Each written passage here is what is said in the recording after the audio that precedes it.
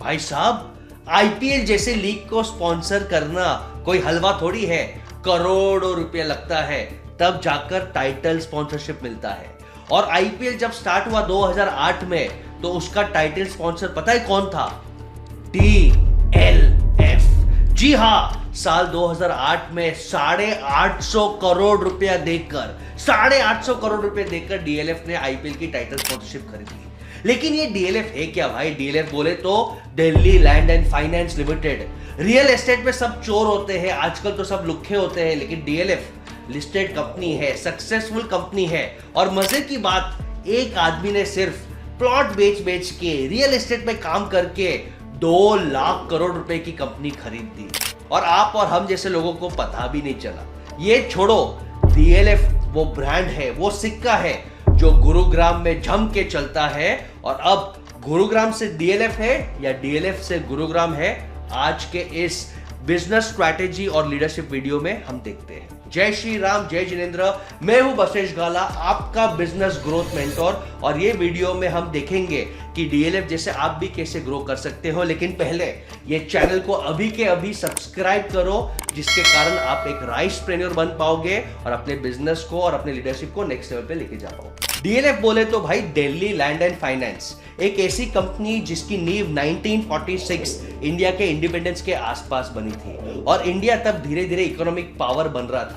और इसके फाउंडर थे चौधरी रघुवेंद्र सिंह। इन्होंने इस कंपनी को शुरू किया और देख लिया कि आने वाले समय में लोग शिफ्ट होंगे गांव से टूवर्ड्स इकोनॉमिक सेंटर्स, यानी दिल्ली में आएंगे और वहां पे उन्हें जगह लगे। और वहां पे जब जगह लगेगा तो कॉलोनीज का रिक्वायरमेंट होगा, और इसलिए कंपनी का नाम डाल दिया डीएलएफ, जिसका इनिशियल विजन था कि दिल्ली के आसपास हम कॉलोनीज बनाएंगे, अच्छे फैसिलिटीज इंफ्रास्ट्रक्चर की जगह बनाएंगे, जहां पे लोग जो आ रहे हैं दिल्ली में काम करने के लिए उनको एक अच्छा घर मिले। और बनाने में देर नहीं लगा, डीएलएफ ने प्राइवेट सेक्टर में धूम मचा लिया। और क्यों धूम मचाया?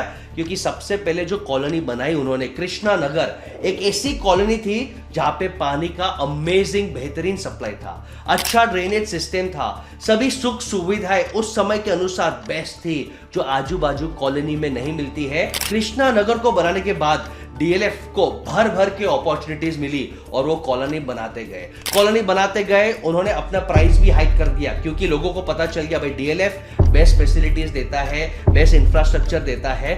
और उन्होंने काम बहुत अच्छे से किया और पैसे दबा दबा के कमाए। लेकिन हमेशा ऊपर वाला भी आपको एक गुगली फेंकता है, आपको टेस्ट करता है कि आप और सक्सेस के लायक हो कि नहीं हो। और डीएलएफ के भी सक्सेस स्टोरी में एक ब्रेक आया। तो अब उनका एग्जाम आया डीडीए नाम से। डीडीए बोले तो दिल्ली डेवलपमेंट अथॉरिटी। और डीडीए ने सीधा बोल दिया कि भाई दिल्ली के जितने भी जमीन है ये डीडीए के अंदर आएगा। डीडीए अब प्राइवेट प्लेयर्स को बर्दाश्त नहीं करेगा। डीडीए की जमीन हम ही डेवलप करेंगे, हम ही कॉलोनीज बनाएंगे। और आप कंपटीशन किसी से भी कर लो, गवर्नमेंट और गवर्नमेंट बैक्ड एंटिटीज से आप कंपटीशन नहीं कर सकते। और इसलिए डीएलएफ का सितारा थक गया। और इसी दौरान केपी सिंह की एंट्री हो गई। वो चौधरी साहब के खुद के दामाद थे, केपी सिंह के हवाले कर दिया कि डीएलएफ को या तो तू आगे लेके जा, या तो जैसे चल रहा है वैसे ही चला। और यही स्टोरी आता है कि ये एंट्री, केपी सिंह के एंट्री से डीएलएफ 1000x ग्रो कैसे किया। इनकी बैकग्राउंड समझना बहुत जरूरी है। केपी सिंह पढ़ाई किए और फिर उन्होंने आर्मी में देश की सेवा की। और कुछ सालों बाद चौधरी साहब ने जब सोचा कि भाई बेटी दे दी है तो कंपनी भी इनको दे दे, तो वो बाद में रिग्रेट नहीं किए, वो खुश हो गए, क्योंकि केपी सिंह ने ये कंपनी को 1000x ग्रो किया। कैसे ग्रो किया? स्ट्रैटेजी नंबर 1, उन्होंने सोचा कि भाई जहां पे ऑलरेडी रेड ओशन है वहां पे लड़ाई नहीं करना है, हम हमारा ब्लू ओशन ढूंढते हैं। कि आप एक ब्लू ओशन ढूंढो, एक ऐसा एरिया ढूंढो, एक ऐसा पोजीशनिंग ढूंढो जहां पे कंपटीशन कम हो। उन्होंने एक्सपेक्ट किया कि भाई दिल्ली में लोग आ रहे हैं, दिल्ली अब महंगा होगा, एक काम करते हैं, दिल्ली से कोई दूर एक ऐसा जगह देखते हैं जहां पे फ्यूचर डेवलपमेंट होगा, पॉपुलेशन वहां पे बसेगा और उसके लैंड प्राइसेस बढ़ेंगे। और उन्होंने जब रिसर्च किया तो पता चला कि दिल्ली के पड़ोस में ही नया इंदिरा गांधी इंटरनेशनल एयरपोर्ट आ रहा है, और वहां पे ही नया नेशनल हाईवे 8 आ रहा है जो दिल्ली और जयपुर को कनेक्ट करेगा। और वो जगह का नाम गुड़गांव था, और उन्होंने गुड़गांव को अपना हब बनाना सोच लिया। और ये था उनका ब्लू ओशन स्ट्रैटेजी। अब गुड़गांव में अगर जमीन खरीदना है तो आपको खुद को फील्ड पे उतरना पड़ेगा।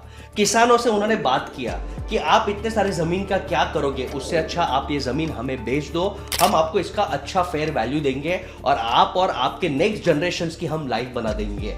किसानों बिल्डर से दूर भागते थे, लेकिन जब उन्हें पता चला कि केपी सिंह आर्मी वाले हैं तो जो देश के लिए सेवा करता है वो हमारे साथ गलत काम नहीं करेगा, उन्होंने केपी सिंह के उनके बैकग्राउंड और पर्सनैलिटी के कारण ट्रस्ट किया और उनको अपनी जमीन बेच दी कि आप अपने कस्टमर को इन्वेस्टर्स कैसे बना सकते हो। जी हाँ, अपने कस्टमर को ही इन्वेस्टर बनाया केपी सिंह ने। उन्होंने रिलेशनशिप बनाना चालू कर दिया। और रिलेशनशिप कैसे बनाया कि बोला कि किसान आप ये पैसे लोगे, ये पैसे का करोगे क्या, आपके बच्चे क्या कर रहे हैं। तो वो जमाने में बच्चे या तो गवर्नमेंट जॉब के लिए तैयारी कर रहे थे या तो आर्मी जॉब के लिए तैयारी करते थे, तो वो आर्मी जॉब्स के लिए गाइडेंस देते थे, अपना एक्सपीरियंस शेयर करते थे और उनका रिलेशनशिप स्ट्रांग होने पे उनको बोलते थे कि पैसे आप इधर उधर वेस्ट मत करो, ये पैसे आप मुझ पे लगाओ, मेरे कंपनी पे लगाओ, मैं आपको अच्छा ब्याज दूंगा।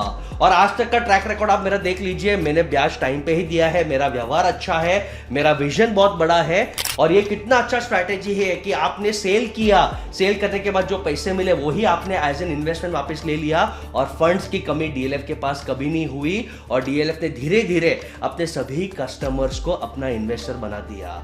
और ये करते करते 3000 एकड़ की जमीन अपने नाम कर दी 3 साल के अंदर, यानी 1000 दिन के आसपास में 3000 एकड़ और गुड़गांव के किंग बन गए। और ये करने के बाद नेटवर्किंग वो करने लग गए और यहां से चालू हुआ हाई राइज बिल्डिंग बनाने का काम। बिल्डिंग्स इतनी शानदार बनाई, इतनी हाई राइज बनाई, अमेजिंग एमिनिटीज और इंफ्रास्ट्रक्चर दिया, लेकिन बिल्डिंग को खरीदने के लिए कॉर्पोरेट कस्टमर्स नहीं थे। सब डर रहे थे कि ये बिल्डिंग में कौन आएगा, भाई ऐसे बिल्डिंग में कौन आएगा, इतना महंगा प्राइस, इतने बड़े एमिनिटीज, ये अननोन एरिया में कौन आएगा। और तब उन्होंने अपना और एक मास्टर प्लान चलाया कि आप कभी भी पार्टनरशिप करो और इन्होंने फॉरेन लोगों के साथ, फॉरेन कंपनीज के साथ पार्टनरशिप किया कि आप आइए, गुरुग्राम इंडिया का फ्यूचर है, आपको अच्छा डील मिलेगा। और वो माइक्रोसॉफ्ट, गूगल और ऐसे बड़े बड़े कंपनीज को उन्होंने अपने ऑफिस में सेट कर दिया as a client, as a rent paying customer. और जब ये न्यूज मार्केट में बाहर जाता है, हम इंडियंस शीप थियरी और हर्ट थियरी को फॉलो करते हैं। जहां पे 2 सक्सेसफुल नाम लग गए, वहां पे पीछे हम भी लाइन में लग जाते हैं। डीएलएफ के ऐसे फिर मल्टीपल प्रोजेक्ट्स चालू होने लग गए, जिसमें सबसे फेमस है डीएलएफ साइबर ग्रीन, एक ऐसा फ्लैगशिप ऑफिस जो मॉडर्न आर्किटेक्चर के साथ साथ सब सुविधाएं भी देता है और ग्रीन टेक्नोलॉजी और ग्रीन एनवायरनमेंट फ्रेंडली भी है। अब जब वो सक्सेस पे थे तब वो कंफर्ट जोन में नहीं गए, उन्होंने सोचा मैं और क्या नया कर सकता हूं, क्या इनोवेशन कर सकता हूं, क्या डाइवर्सिफिकेशन कर सकता हूं।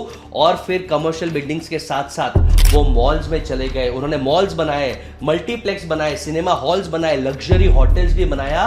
और उन्होंने एक ही चीज सोचा कि जिस एरिया का किंग हूं वही एरिया में पे 80% फोकस करूंगा। और उसके बाद उन्होंने एक ऐसा सेक्टर पकड़ा कि आईटी का बूम आ रहा है लेट 20th सेंचुरी में और 2000 के बाद आईटी का डिमांड बहुत है, तो उन्होंने आईटी बिजनेस पार्क भी बनाना चालू कर दिया और कुछ कुछ जगह पे रेंटल लीड भी चालू कर दिया। तो डीएलएफ हर जगह से पैसे कमा रहा था, गुरुग्राम का राजा बन चुका था। फिर डीएलएफ और उनके लीडरशिप के सामने एक समस्या आ गया। उनके सामने समस्या यह था कि हमारे पास लैंड बैंक है, हमारे पास प्रोजेक्ट्स है। रियल एस्टेट वालों को हमेशा 2 सबसे बड़े प्रॉब्लम सताते हैं। नंबर 1 कि लैंड का भाव बढ़ता है लेकिन हमारे पास उसका कोई एडवांटेज नहीं है। लैंड को अगर हम आज बेच देंगे तो कल प्रोजेक्ट किस पे कमाएंगे। And second, working capital required है। जिन लोगों से पैसे लिया है उनको ब्याज देना है, इन्वेस्टर को रिटर्न देना है, प्रोजेक्ट करना है, कंस्ट्रक्शन कॉस्ट देना है, फाइनेंस कॉस्ट देना है। तो इसमें हम क्या जीनियस सोल्यूशन करें। और डीएलएफ ने एक ऐसा कदम उठाया जो बहुत कम रियल एस्टेट प्लेयर्स उठा सकते, लेकिन डीएलएफ ने अपने आप को स्ट्रक्चर्ड किया। बोला कि हम सिस्टम से काम करेंगे, हम ऑर्गेनाइज वे से काम करेंगे। और उन्होंने आईपीओ 2007 में इनिशियल पब्लिक ऑफर और पब्लिक लिस्टिंग का नाम सुना और जैसे उन्हें आईपीओ सक्सेसफुल हुआ 9000 करोड़ से ज्यादा फंडिंग उन्होंने उठा लिया। और 9000 करोड़ का वैल्यूएशन करने के बाद उनको इजीली कम इंटरेस्ट रेट पे बैंक से लोन, फॉरेन इन्वेस्टर से लोन मिलने लग गए, जिसके कारण वो और एक्सपांड होने लग गए। और नेक्स्ट लेवल पे जब उनको लगा कि हमें अपना ब्रांड को पैन इंडिया में फेमस करना है, जिसके कारण हम अब दिल्ली और गुरुग्राम के बाहर जा सके, तो उन्होंने सोचा कि 800 करोड़ तो पॉकेट चेंज है, 9000 करोड़ का तो मेरा आज का वैल्यूएशन है, सिर्फ 9% डाइल्यूट करके मैं इंडिया में हर बच्चे हर घर में फेमस हो जाओ। और उन्होंने मौके पे चौका मारा, आईपीएल के लॉन्चिंग के टाइम पे टाइटल स्पॉन्सर बन गए। और यही ग्रोथ स्टोरी अगर हम कंटिन्यू करते हैं 2008 से लेकर आज तक, तो आज भी 10,000 एकड़ से ज्यादा एरिया डीएलएफ के पास है। उन्होंने 220 मिलियन स्क्वायर फीट से ज्यादा डेवलप किया है। और सक्सेस स्टोरी मानो तो सब मानते हैं कि डीएलएफ ने जो रियल एस्टेट में किया वो सस्टेनेबल है, बड़ा वैल्यूएशन है और ब्लू ओशन स्ट्रैटेजी उन्होंने अपनाया। तो आज मुझे लगता है कि गुरुग्राम को बनाया डीएलएफ ने और डीएलएफ को बनाया गुरुग्राम ने। ये ऐसा सक्सेस स्टोरी है जो आपको इंस्पायर करे। और इमेजिन करो, एक साधारण इंसान ने 2 लाख करोड़ का कंपनी खड़ा कर दिया। आप भी कर सकते हो। और अगर आपको अपने बिजनेस में राइज करना है, कीप फॉलोइंग बसेश गाला।